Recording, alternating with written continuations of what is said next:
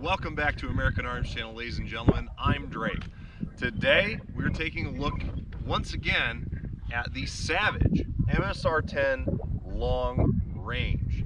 It has been quite some time since we've taken a look at this rifle, and in fact, since that original video, this rifle was gifted to me by its owner as he replaced it with a custom-built Aero Precision 6.5 Creedmoor rifle. This is a 22-inch barreled 6.5 Creedmoor rifle with a 5R fluted barrel, 5R rifling that is, and it is, for lack of a better term, an AR-10 or AR-308 pattern rifle. It is direct impingement, it does have an adjustable gas block, and it takes standard SR-25 magazines, AR-15 triggers, and accessories. This has changed a little bit since we last took a look at it, particularly the optic. I've got a Vortex Diamondback Tactical. It's a 6-24 by 50. I've got a sunshade on it right now. It's a little bright out today. Fantastic reticle in it for precision long-range shooting. Not so much for hunting or quick shots, especially on the lower magnification, but it is a first focal plane scope. Really like this optic. Has great parallax adjustment as well. Exposed turrets, which are non-locking, so this guy can get bumped. We've got a BCM forward grip on it. We've got a BCM gunfighter grip, my favorite AR grip, Magpul bipod, and I replaced the muzzle brake that came with the rifle with an A2 style birdcage 308 pattern, and it is threaded for 308 muzzle devices. You have side charging, which we covered before, as well as traditional T-handle.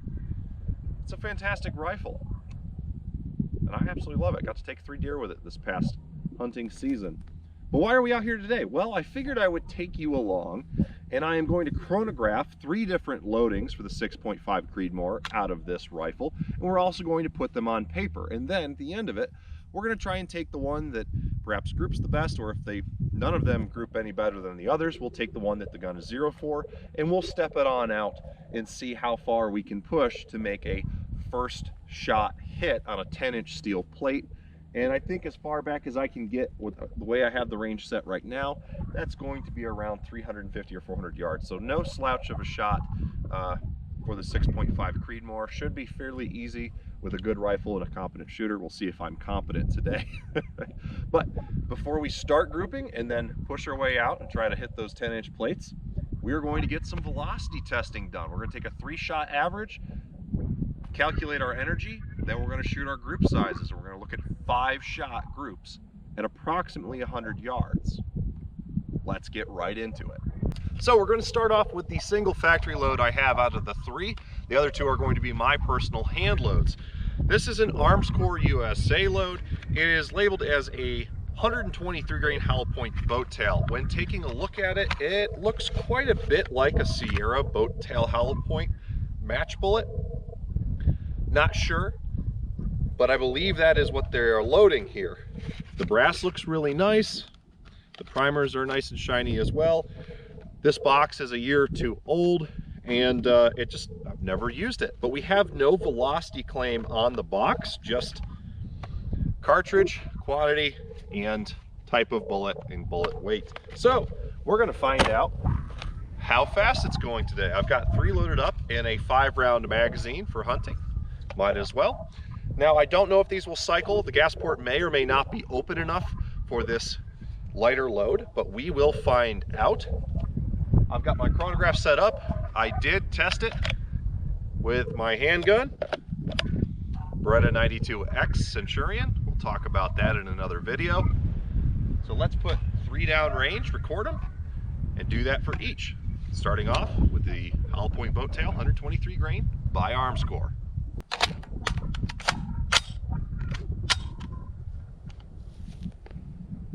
We are shooting approximately 3 feet from the muzzle.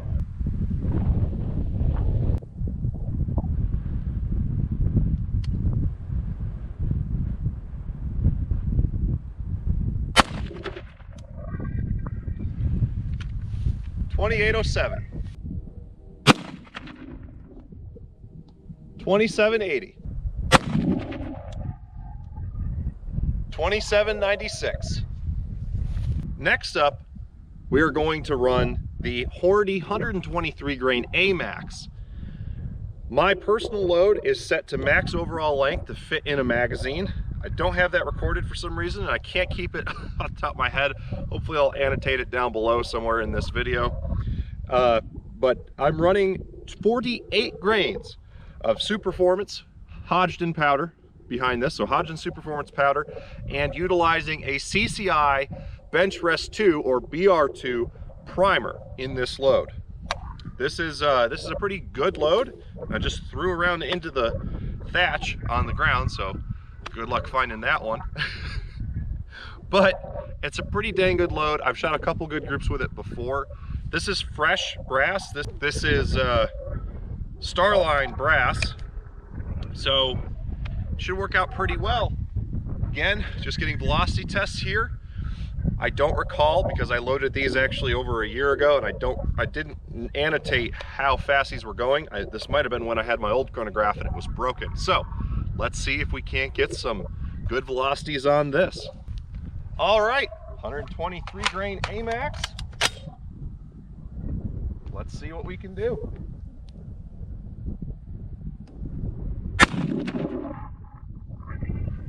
.30-72.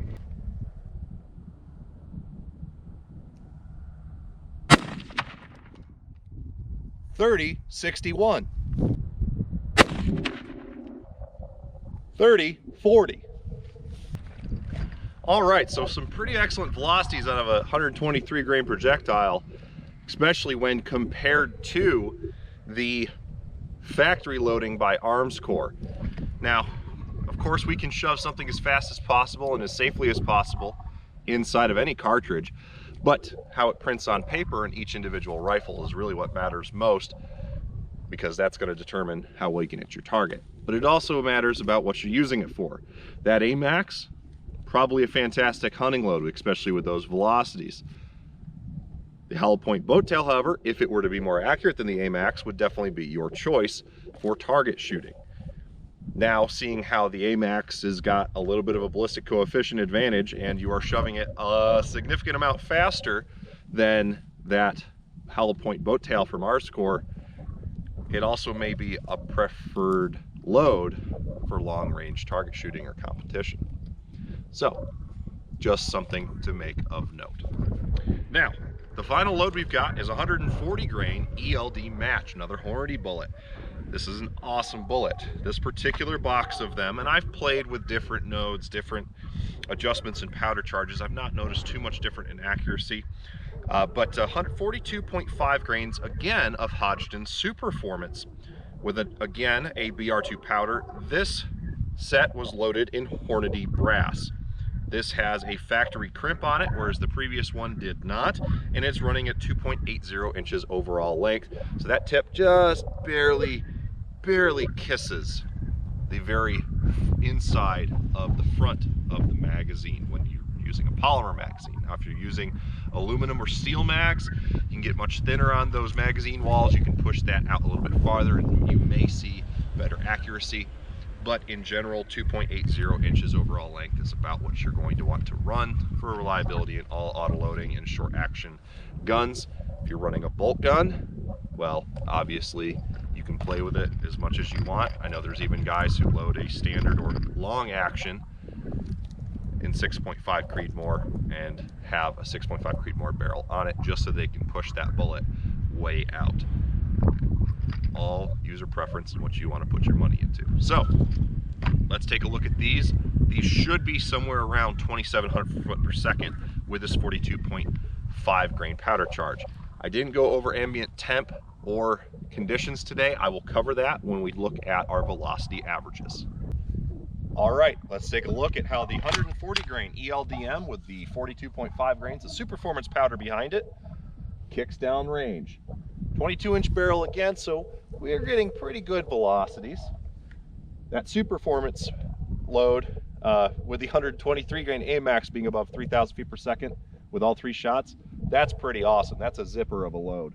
But let's see what we get with these 140 grainers. Again, we're approximately 3 feet from the muzzle with the chronograph.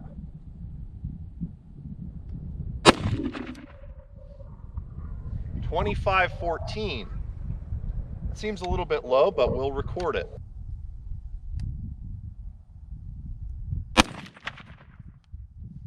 25.42.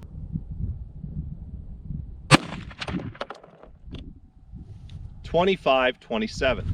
All right, so that last round was actually very disappointing to me, being well over 150 feet per second less than I had originally thought that velocity should have been. Now, I am at approximately the same elevation above sea level here in Nebraska as I was when I had first put one of those across a chronograph, but the chronograph I was using was a little faulty, and of course the conditions weren't the same, but I was at least expecting 2650 or thereabouts if I wasn't achieving 2700 with that 140 grain load. So very disappointing there, but this is why you always want to test out what you're loading, because you can't just assume that the book or somebody else's data is going to be accurate. Now we're going to go in reverse from what we shot.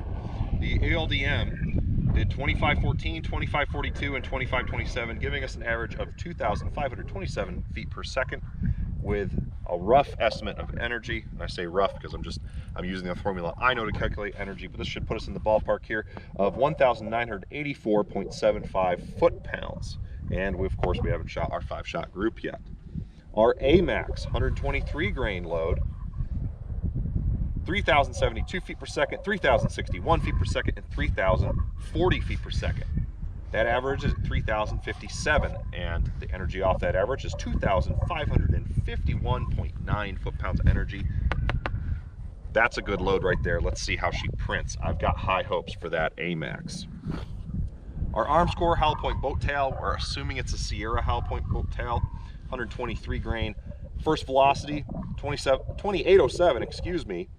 Second, 2,780. Third, 2,796. So pretty nice deviation there. Pretty close. No worse than what I got here on my hand loads. So we've got an average of 2,794 with energy off of that average being 2,131.7 foot-pounds. Now, I said I would go over our atmospheric conditions. We are, and I forgot to put this, our altitude is approximately 1,800 FASL, feet above sea level. So I'm just going to put that note down there while I'm thinking of it. So, throw my marker apparently. We've got a temp of around 53 degrees Fahrenheit.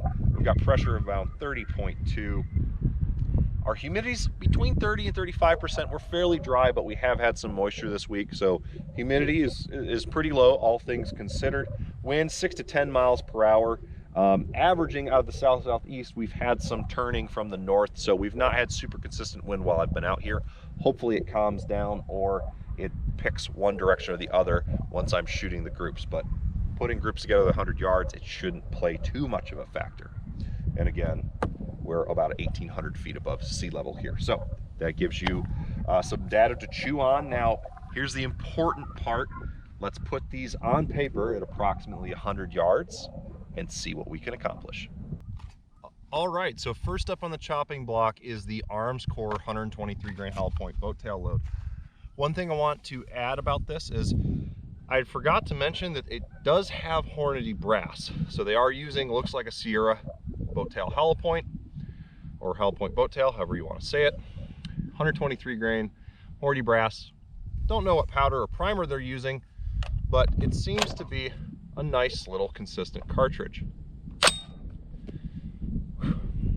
We're loaded up. We've got the Bog Death Grip tripod here.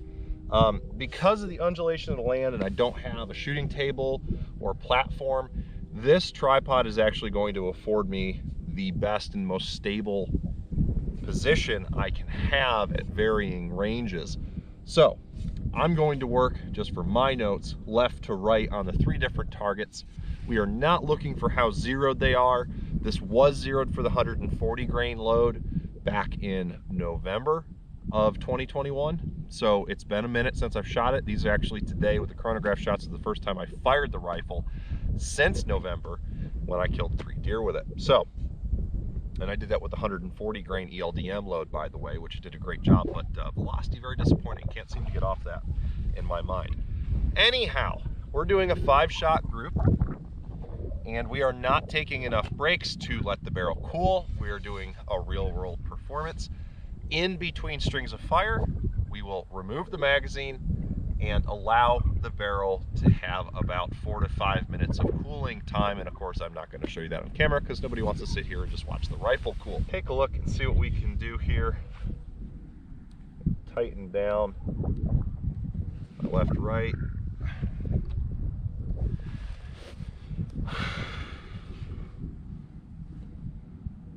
Lock into the rifle and see what we can make happen. We do have a fairly good crosswind, but she's not staying consistent.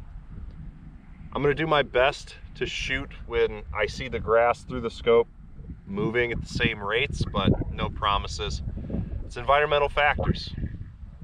Can't ever shoot inside of a vacuum unless you're at an indoor range, and what's the fun in that?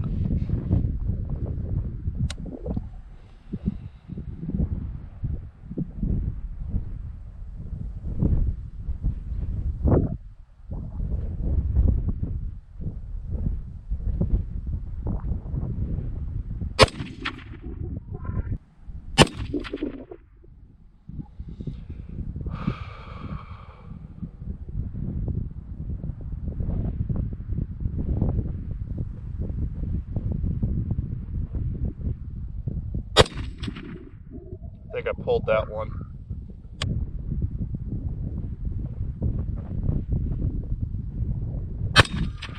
That one felt good.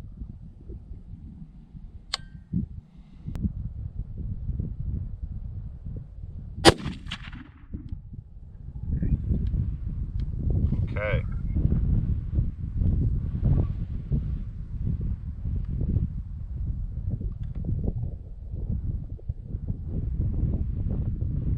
Not too bad, it looks like. Looks like we've got one pulled to the left. Might be two on the bullseye and two a little bit low, so it looks like it's capable of being a really accurate load. With the way the gas is set right now, definitely ejecting nicely. Not a terrible amount of slap, and I'm not really bearing down into the gun. I'm just holding it firmly and letting the tripod take all of the weight and 80% of the recoil. So I know how to be fairly consistent. One thing I will say, at higher magnification, even at 100 yards right now, there is a little bit of a mirage on the ground, so I definitely don't want to go higher. I'm going to keep it at 12 power for all three loads though. Let's move on to the 123 grain A-max. Okay, now let's move on to our A-max load. I'm really hoping that both this load is accurate as well as that I can shoot well. I have a feeling this is going to be our winner today, although that for a factory load, that ARMSCOR is not bad at all. We've allowed the rifle to cool a little bit, so we shouldn't have any problems. Sometimes this specific rifle is amazing with what it can pull off, and then sometimes it is simply an AR-15 and 6.5 Creedmoor. Your mileage may vary, but that has been my experience, and I am not a precision rifle shooter. I'm a hunter. I shoot rifles practically for both defense, you know, for a fighting purpose, and I shoot them for hunting. So while I do chase really tight groups, I have shot some, I would say I can consistently be, on a good day, a 1 MOA shooter. But does that mean I can take a rifle capable of quarter MOA and prove that it can do that? Probably not without some help from a really solid rest. It's just what I am. But in the field, I'm a pretty good shot when it matters, and I usually put myself pretty dang close to my quarry. So that said, I think the rifle's cooled enough. I think we can start working on our 123 grain A-max group. Wind is still consistent, or consistently inconsistent. Little pushes here and there, but we're low enough to the ground, and the flight path is as well, that hopefully it's not affecting it too much at 100 yards. I don't think it is.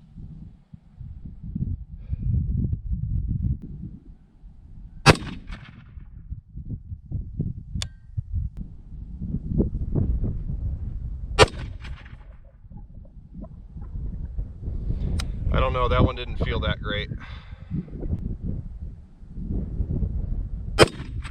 That one felt good.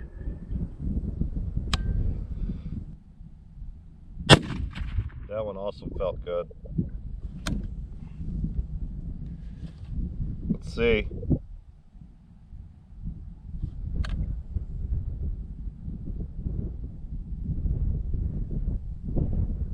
I probably shot a horrible group. Looks like I pulled one way low.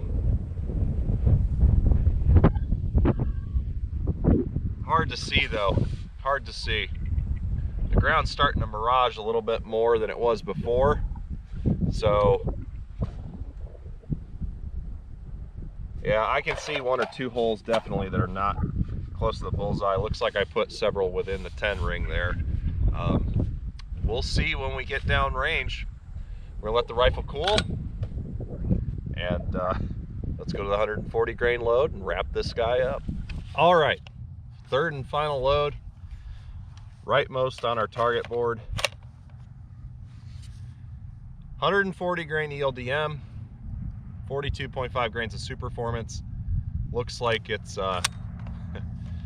I still can't get over it. It's nowhere near what I thought it was as far as velocity goes, so guess I gotta live with it. It sucks to suck, but reality's reality. Let's see, just making sure we're tight here. All right, let's see what we can do with these 5.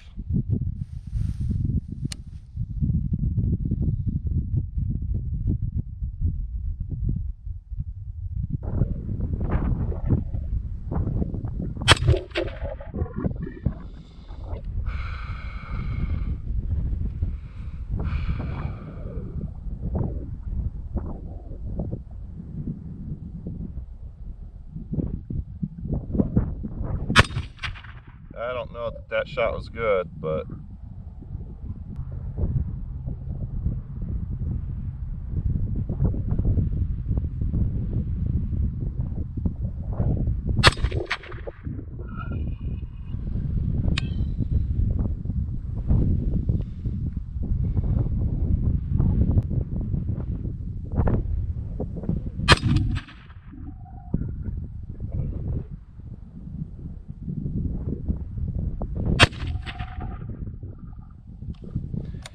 that last shot didn't feel quite right. Kind of slipped before I wanted it to. Looks like maybe my best group was with the factory loads, so this might be a failure in trying to test which load's the best, because I'm not so convinced I shot consistently. Practice makes perfect, and the lack of ammo and components, it sure is hard to make perfect with practice, isn't it? All right, let's go down range and take a look at how we shot those groups. Well, here is the 123 grain ARMSCOR load with the Sierra hollow point boat tail. Pretty sure it's a Sierra, we're just gonna call it that. And first group of the day, 4 right here, inside of 1.5 inches, and a 5th flyer out here. So probably about, because we're probably a touch over 100 yards, I'm going to call it right under 1.5 MOA. Here on our AMAX load, was very excited about it. We got 2 touching. Don't know if those touched it, you know, back to back or what, but 1, 2, those definitely felt good. And these, well, one of these that was pulled, I felt that it was this guy, but I thought he would have gone high. I'm not sure. So again, you know, our 4-shot, 3-shot group, whatever you want to call it, is more so in a 1.5 inch to 2 inch group. Not that stellar for a precision rifle, but not that stellar for a shooter. A little bit sporadic here. And then here's our 140 grain load.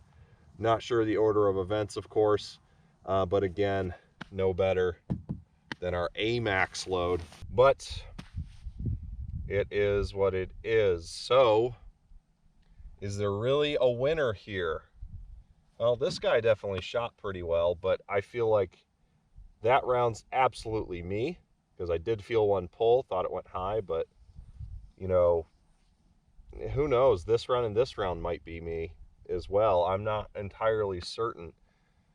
And this group I just didn't like. I'm not trying to excuse performance of the gun or the ammunition at all, but I load my hand loads fairly precisely. Are they the absolute best? No, somebody's definitely doing it better than I am, I can tell you that. Probably a lot of people. But I do it consistent enough that I know in my 25-45 Sharps rifle, for example, I can shoot a couple different loads that I make under an MOA. And that rifle is nothing special, just hodgepodge thrown together rifle. So I don't know, maybe I just haven't found a load that rifle really likes, but also it's been a while since I've shot it. I'm shooting off of a new platform, but it feels pretty dang solid. So there's got that going for it.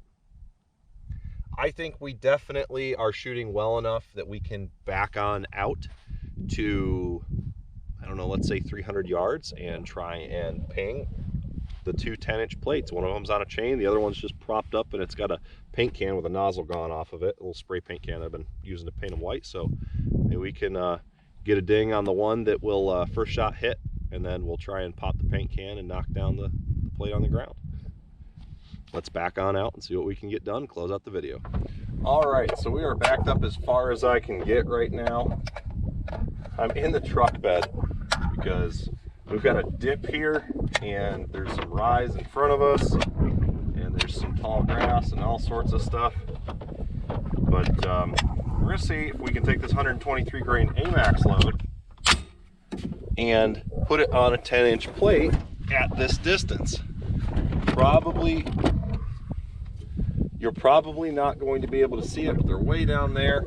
Might be able to put something in the video that circles it, but we should be able to hear it when we strike it. So I'm gonna take my janky kind of position here. Got a little bit of a crosswind. I'm gonna hold on the right side. We got 5 shots to make a hit. Probably gonna lose this brass, which sucks, but oh well, need to practice. See what happens.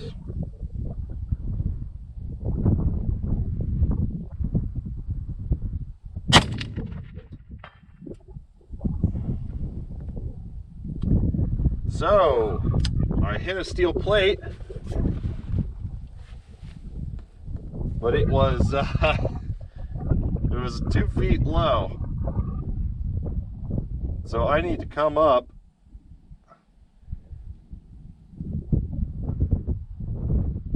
approximately 6 MOA. Wow.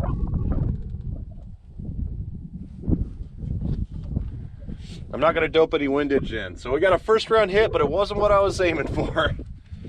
Let's see if I can get a hit on the swinging plate now. I'm supposed to save that second plate for last.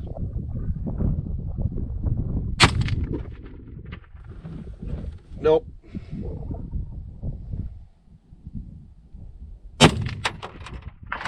Got it.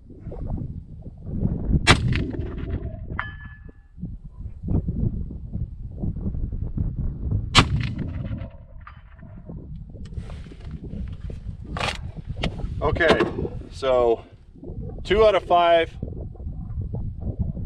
with a 6 MOA drop at this distance. It's not terrible. I definitely need to practice more. And those kind of were yanks of the trigger the second the sights looked right. So let's see here if I can actually map how far we are. I definitely need a rangefinder. Yeah, we're about 300, give or take.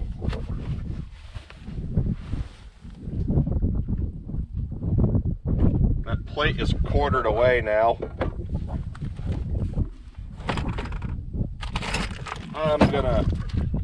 I'm gonna take one more round. I don't have any more time today, but I'm gonna take one more round. Probably lose this piece of brass too. I go to pick them up, but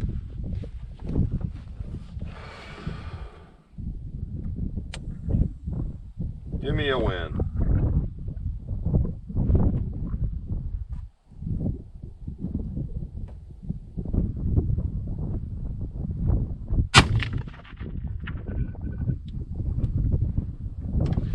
make it hit a little low. Okay, one more round. I'm gonna keep saying that, aren't I? One more round.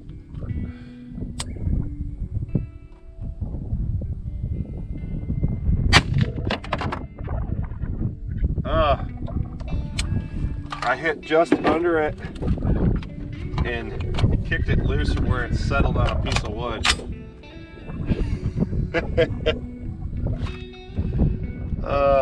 You know what? I'm not gonna leave myself with 17 of these rounds still loaded. 3 more. Let's take a look.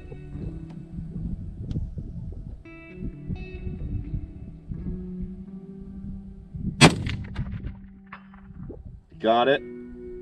Hard to tell where though. I held a little bit higher on that 10-inch plate.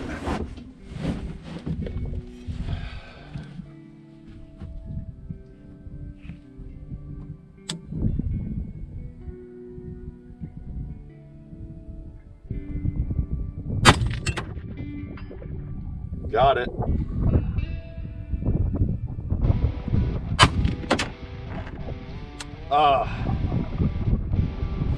And I sailed one, I think, to the right.